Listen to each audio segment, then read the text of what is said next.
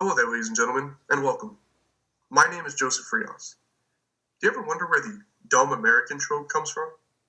Maybe it's because Americans use the Fahrenheit scale instead of Celsius, or because we refuse to switch to the metric system. Maybe it's because roughly 45 million Americans have student loan debt, which is probably why 97.5 million Americans 18 and older never attended college at all. But countries around the world are moving towards subsidized and free college education.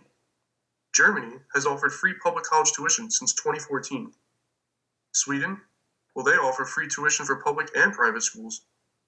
Norway and Denmark each spend a percentage of their GDP on tuition subsidies, 1.3% and 0.6% respectively. And Ireland, well, they've been paying for most full-time students' tuition since 1995. Do you know what America was doing in 1995? The president was having an affair. Say it with me. The president was having an affair.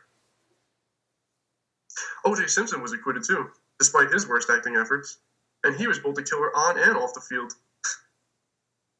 As of 2019, Americans collectively owe $1.5 trillion in college debt. $1.5 trillion is enough to save Wall Street from the coronavirus. But while the U.S. is subsidizing businesses, students across the country worry how they'll pay for their student loans, how they'll find jobs, and whether college is even worth paying for amid the COVID-19 pandemic.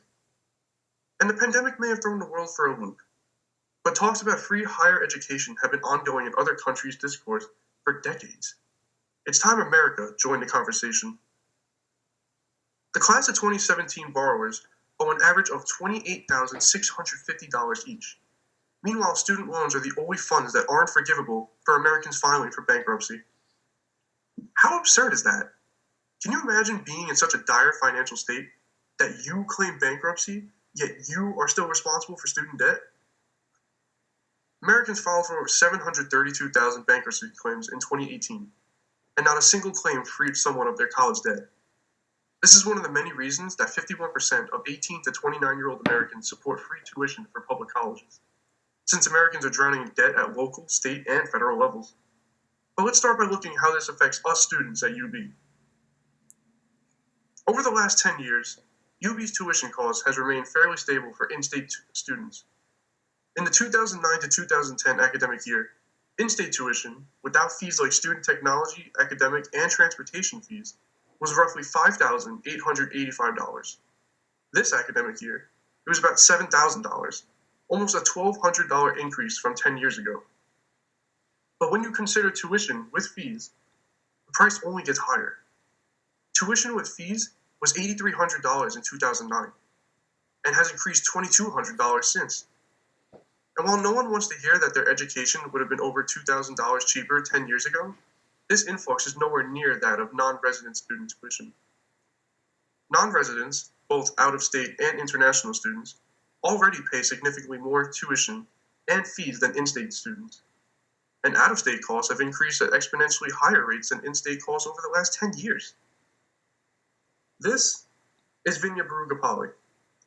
She's a senior communication and business double major, and an international student from India.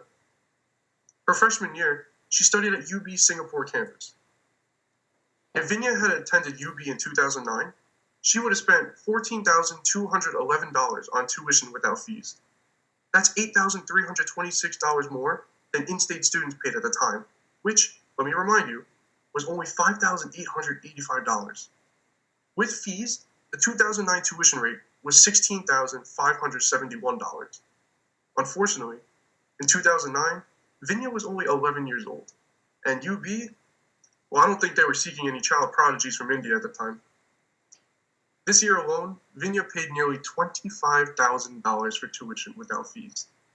That's $10,529 more than what she would have paid in 2009.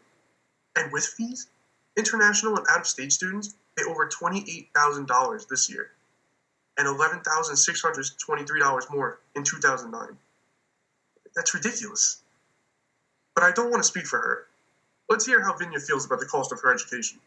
I definitely do question sometimes if it's worth my money. I think education, I don't know, I feel like some of my classes, like especially for communication, I thought like I could take like cooler classes in Buffalo, but the thing is like literally like all the classes that are listed on the catalog, they're not half of them are not even offered at any time. There's like so I'm like that is weird, and there's just like a few basic classes, and I'm like I don't even yeah.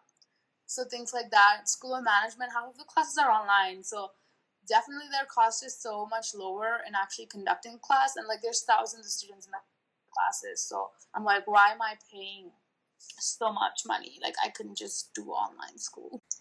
So New York residents may think of UB as a cost-friendly place to get an education, but they have international and out-of-state students to thank for it.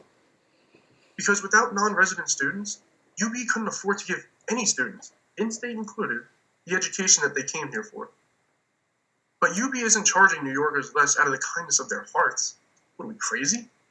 The main reason in-state tuition has remained stable is because of the statewide mandates and management. In 2017, Governor Andrew Cuomo implemented the Excelsior Scholarship, which offers free tuition to SUNY schools. Sounds great. Count me in. Oh wait, there's a catch. To even qualify for an Excelsior Scholarship, students must be a New York State resident for at least 1 year. They must be enrolled in a SUNY or CUNY for a 2 or 4 year program. And they must have an average income per household of $125,000 or less. And even for those who qualify, recipients must maintain strict credit requirements throughout their degree program, which often limits their types of student courses that they can take. The program also leaves little room for mistakes. If a student needs to resign a class or wants to change their major, they're pretty much out of luck. There's no room for error, folks. Students also can't take a year off and can't take less than 30 credits per academic year. When I was 18 in high school, I was barely expected to make a ham and cheese sandwich for lunch. But now New York State requires that I commit to a strict program with little leniency? No, thank you. While this program reduced the total cost of attendance by roughly $6,000 a year, as per CNN Money, this scholarship does not include deductions and other expenses. This includes room and board, books and supplies, and for Buffalo's sake, the infamous UB Stampede. I think we've all had a bit of an experience with that one. They also found that only half of SUNY students completed a bachelor's degree in 4 years.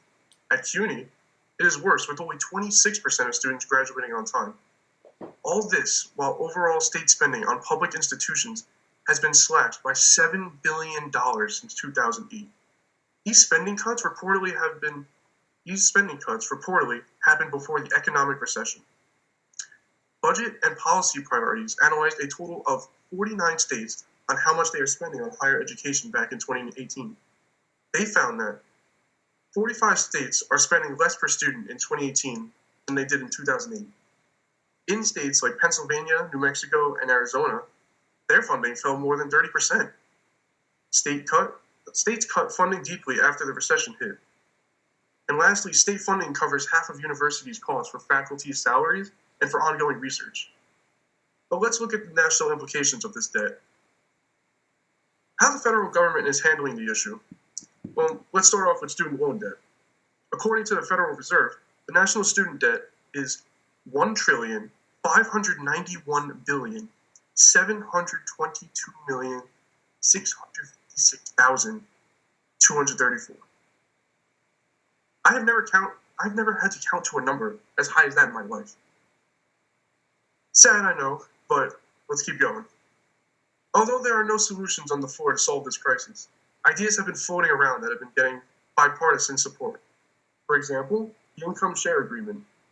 Instead of taking out loans, students can agree to pay a percentage of their income to an investor after they graduate. Diane Howard-Jones, principal deputy at the U.S. Department of Education, mentioned in an article published by CNBC that the government may offer this program too. Though, there's a bit of a catch. Could potentially lead to discrimination. Wow, that's pretty big. That is big. For instance, women pursuing a career in teaching and nursing will have to pay $1,000 more for career fields in mechanical engineering, civil engineering, and computer science. These fields are mostly dominated by men. On March 21st, President Donald Trump signed an executive order What was in this, you may ask? Well, it's Trump, so let's see how it is. The executive order was mainly about free speech on campus. College campuses censored free speech, they'll lose government funding. It directed the Department of Education and Treasury to publish future earnings and loan repayment rates for every program from every major school. Trump also required them to propose a plan requiring colleges and universities by showing the potential financial risk regarding student loan debt. Well, with this year's elections, taking back the seat to coronavirus, we may not see a change in our national college debt situation anytime soon. Joe Biden, the likely Democratic candidate unfortunately, previously showed support for former rival Bernie Sanders' free tuition effort, but this still leaves questions like, how will this work? Who will be eligible? And will this mean that student loans will be forgivable when filing for bankruptcy? Please. And will alleviating citizens' tuition costs add the burden to the international students like Vineyard? I don't have the answers to these questions. Trust me, I wish I do. And I don't think Trump or Biden do either. But until America starts investing in its students, we will continue to be seen as dumb Americans. And this will be seen by our peers around the world. Countries laugh at us. But not because a large number of our citizens couldn't afford a college education, but because those of us who could never try to help them.